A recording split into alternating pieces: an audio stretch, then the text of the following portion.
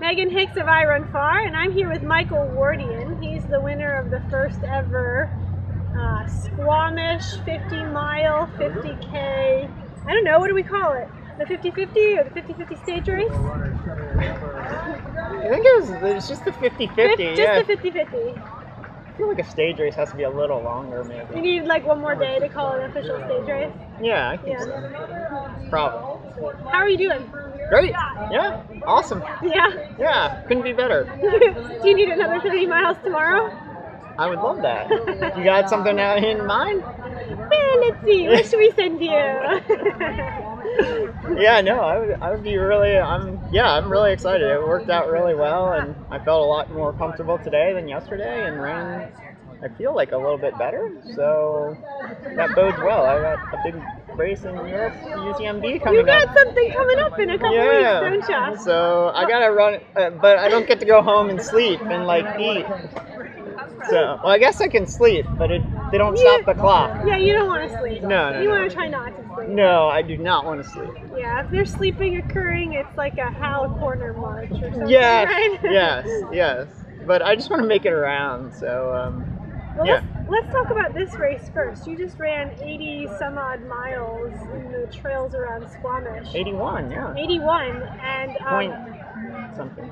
I'm sure you know exactly, like down to the decimal. No, I'm not that dialed. And you said at the finish line, like, that you were really stoked on this trail system here. So talk about your experiences. It's fantastic. It's some of the most incredible trails, and there's these it's a really big mountain bike area, I guess, here. So they have like some crazy jumps and stuff in there. Did you go off any? Like half. Well, you can't help it but go off on some. Like, you're like elevated, and then it's just this bridge of like split logs, but then they just put like these jumps in the middle of it. So like yesterday I was like, oh, that looks weird. Like, that looks weird. You like come up to it and you're like, I don't know, what do I do? And then you get to the top and you're like, okay, well, it probably just like levels out and goes down. No, it just goes like that. It's like this. So like today I kind of knew what to expect, and then it also is kind of like has some edges so that you can kind of flow pretty well. So yeah, it was nice to be able to get that, and then the trees are just massive, and it's really steep in sections, so it was nice to know what I was getting myself into. Yeah, and for viewers at home, just to be clear, the 50K course today ran on basically with a couple changes the last 30 miles of yesterday's course. Yes. So it was pretty much the same train with a couple of changes. Yeah, and it was rad today because like you're fresh-ish. And fresh-ish. Yeah, so like I felt pretty fresh, and so like all the parts that were like seemed really hard yesterday were like, that's not so hard. Like, so I was really happy about that. Like I was able to run basically everything today and descended a lot better, so it worked out to be really cool, and it's all really runnable, which means that it's all really runnable, so there's no excuse to like walk, but it's long climbs. Okay. So yeah, I was really happy with how it went, and just really pretty. Yesterday you said you were a little bowled out by the train. I think you finished 8th yesterday, is that right? I feel like it was 8th or 9th. I mean, I feel like it might have been 9th, really. Okay. 8th or 9th. And you said you did a little bit of crab walking on a couple of the downhills, took things a little tentative, but... Crab walking and ginger stepping, and like every time there was a sign that said like caution, I was like waiting, like looking around. What's gonna happen? Yeah, like is there gonna be like a booby trap or something? Caution, you're about to die. Yeah. And today, like I knew that not all of those required extreme prejudice. As much caution as you used yesterday. Yes. So and I knew that I knew like some of the things too is like you run up to it and then it looks like you can just keep running, but it's actually like a 5-foot drop. So like now I knew what those look like. Yeah. So like I was like, okay, I know there's a 5-foot drop. Yeah. So like I gotta look and see, can I jump on the edges? Bank on the side. Yeah, exactly. Yeah. because I was watching the guys yesterday, because I don't know if you saw on that one climb, I moved all the way up into like 5th or 6th. Way up on the climb. Yeah. So like me and this other guy, like we just like powered up, but then as soon as it descended, those guys just like, bye-bye. Yeah, it was like not even close. So today I did a lot better. Well, today you looked, when I saw you out there, you just looked like you had a more sort of aggressive persona, like you were just in a different zone than yesterday. Yeah. Did you feel that way too? I did, and I really wanted to win the 50-50. So, and I knew I had some work to do. I really thought I was going to be the first guy. Like, I don't know why. I just didn't. I was like, oh, I'm totally winning this.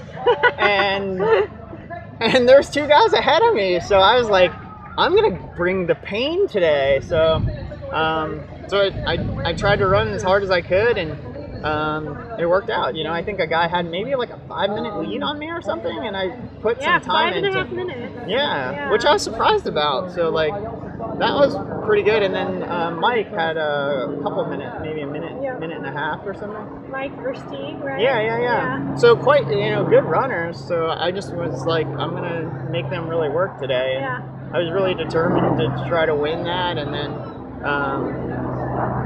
it was. I just treated it like I was doing the 50K too. So like, I wanted to be in the top 10 in that, and I was able to keep moving up throughout the course of the day. And I think I might have ended up 3rd man, and then you were 4th overall. 4th overall. First guy chicked. First dude chicked. Yeah. Yeah, but if you're gonna get chicked by somebody like Ellie Greenwood's person that I wouldn't mind being chicked by. She is good. She is good. But here's the real question. If you didn't have 50 miles on your legs... Would she still have chicked me? Yeah. She might have, man. Especially if I hadn't run the trails, she definitely, I think, would have chicked me. Got it. But since I had run the trails yesterday, I think, I don't know. I think I would have done maybe a little bit better, but maybe not though, because maybe I wouldn't have been in my head, like knew that I could run all that. Yeah. So, yeah, I don't know.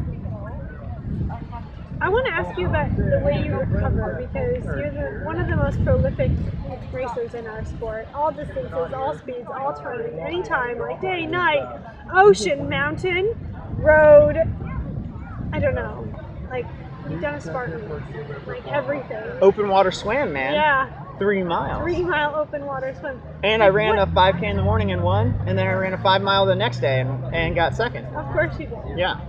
So, what is your, is it over time you just gain the ability to recover so quickly? Is it a natural just tendency that your body has that you can bounce back?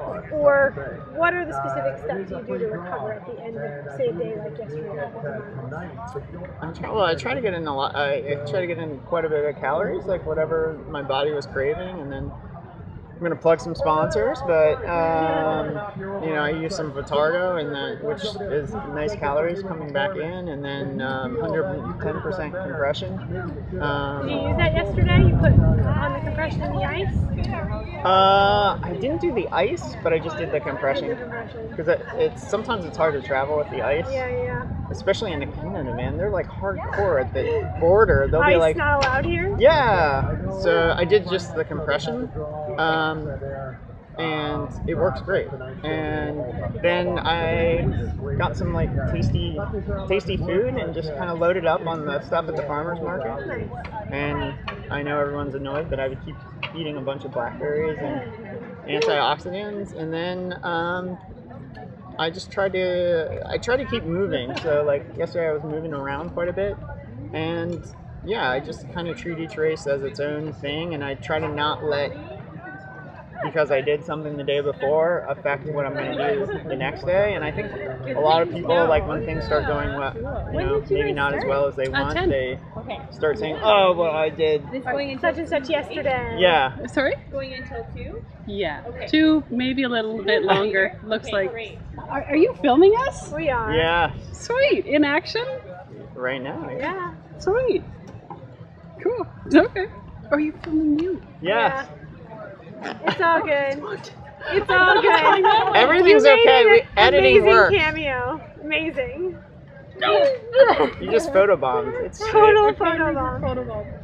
Well, my last question for you is: you are headed to the Ultra Trail de Mont Blanc, which is in 2 weeks' time, or it'll be over in 2 weeks' time, hopefully. Yeah. Hopefully for me, yes. If it's not over by then, come get me. Please. Please come pick me up. Please come get me and bring cheese. Bring cheese. What are you? I mean, this is sort of a, I don't know, bucket list race for a lot of Americans to go over and run around Mont Blanc. Yes. What are you looking forward to? Everything. Yeah. Everything. Everything but the salami and the prosciutto and the meat products at the aid stations. I'm looking forward to that just to see it. I'm not gonna eat it, but like, I'm looking forward to all of it. Like, everybody I know that's ever gone, it just gushes about it, and I just want to see what it's all about. Nice. Like, it's just one of these races that is